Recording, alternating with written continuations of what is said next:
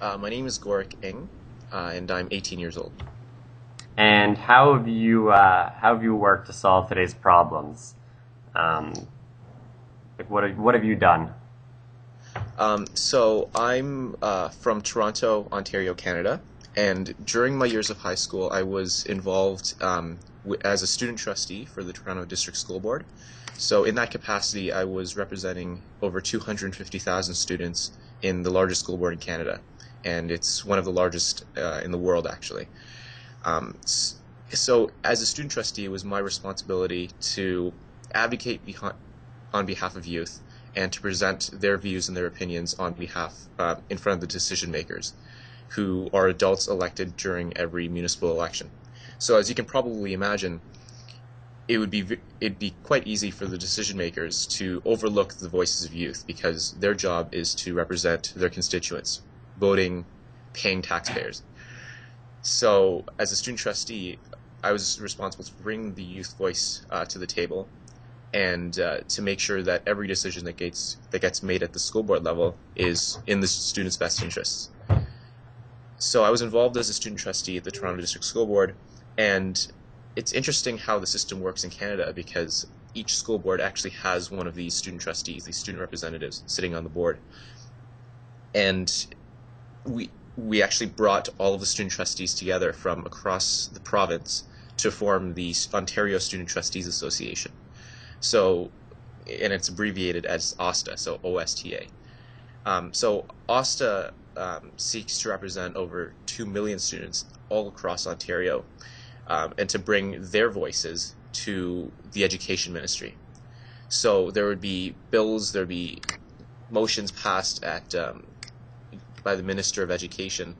Some of them would be beneficial to students, some of them students would not be quite pleased with, and it was our job to both comment on it on behalf of students, but also to provide new strategies and new ideas for the education ministry to adopt.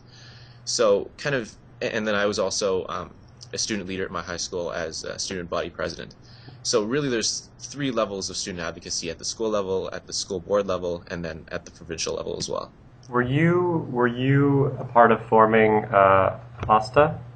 Actually, OSTA was formed about 10 years ago. Okay. So the student trustee position was created about 10 years ago, and then I guess that'd be when I was in elementary school. Yeah. That was when it started. So is that a mandate that every school board has to have a student trustee? Under provincial legislation, it is, yes. And how are they elected?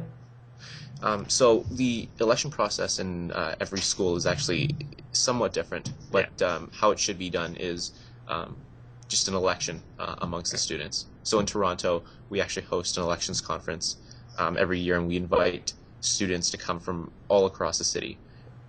Candidates would be able to run, students would vote, and then the people who the students feel can best represent their interests would be voted in. Cool.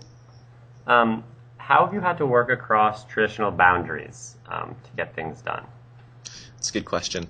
I think there's really an issue kind of on two different fronts. On the students' end, I think this is really the first time that students can kind of realize that they can have a say on issues. So traditionally, when decision makers are discussing at the boardroom table, it's usually just the adults talking. And once the decisions are made, it's then that the students are able to come in and kind of have their say, and it's usually like maybe a Facebook group that says we're against this or that. Yeah. But really, in the past, students really have not been able to take an active role in the decision-making process itself. So part of the challenge for me was to try to get students to realize that yes, they do have a voice, and that they can come together and to make some positive changes, not just as voices, but really through legislation. So we've worked with student leaders from across the city to put forward a motion mandating student councils in all middle and high schools. We're working to reform the civics and education and careers curriculum in the province. And all of these things kind of come as a surprise to many students because they're just not used to having their voices heard, and we want to change that. And then I guess the other issue is the fact that it's really a paradigm shift for the adults as well, because they're used to just making the decisions and then just expecting youth to just respond and to really just accept it. So part of the challenge here was to convince the adults that students, one, are able to really present their voices, and number two, that if we give youth the opportunity to actually express themselves, we can work together to accomplish some great things. And so it was convincing a lot of people that youth and adults can really work together to accomplish amazing things. Great.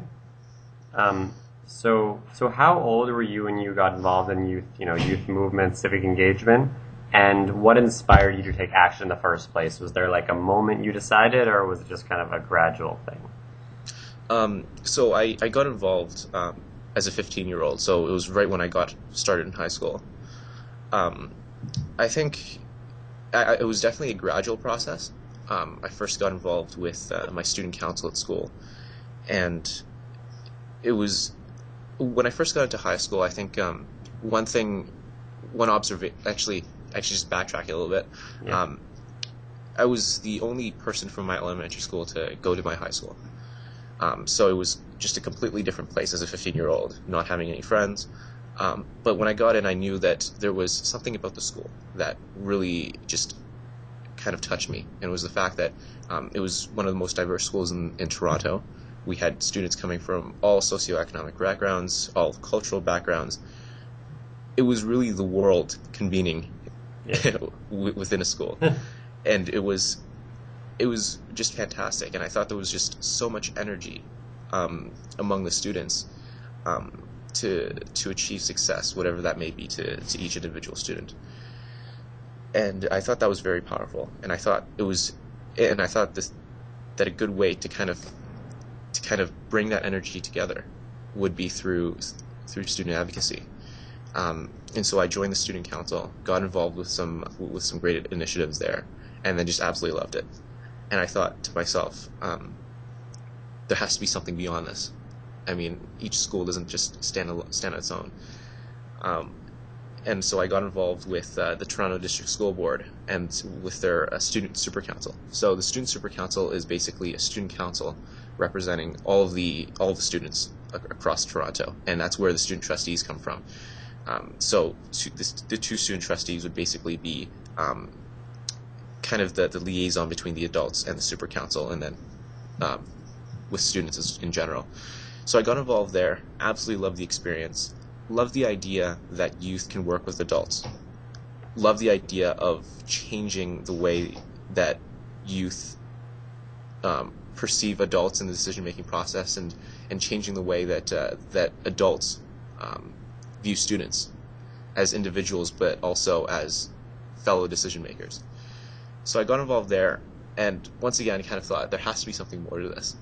There has to be sort of a different level of advocacy. And so I got involved with, when I got elected as student trustee, I got involved with the Ontario Student Trustees Association. And it's just snowballed into something just miraculous. Yeah, that sounds great. That sounds like it's a really good path to take. What are challenges that you see facing young people today, either in Canada or here universally? Mm-hmm. I think, I guess it somewhat comes back to the idea that they don't see themselves as decision makers. I mean, time and time again, we see Facebook groups coming up on very kind of on politically related issues.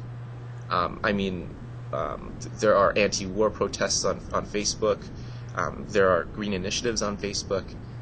It's really a really great forum for youth to come together. But I think the interesting thing is youth are engaged with politics without even knowing it. And I think that is perhaps the biggest challenge facing youth today. It's the fact that they don't see themselves as part of the decision-making process. But But I think that's what we really need to change. We need to change the way that see themselves in this world. But more importantly, we need to get youth to realize that they sort of have a responsibility to act as well. And I think on that front, I think youth engagement is certainly a huge issue, both among students and among the decision makers. And I think it's really time to kind of mobilize youth to get them to realize that they too can make a change. Cool. Yeah, and that kind of answers the last one, but see if you can touch on it again if you have anything to add, which is what advice do you have for young people who are interested in getting more involved? I think the piece of advice I would probably provide is to find something that you're passionate about. And I think it took me a while to figure that out myself.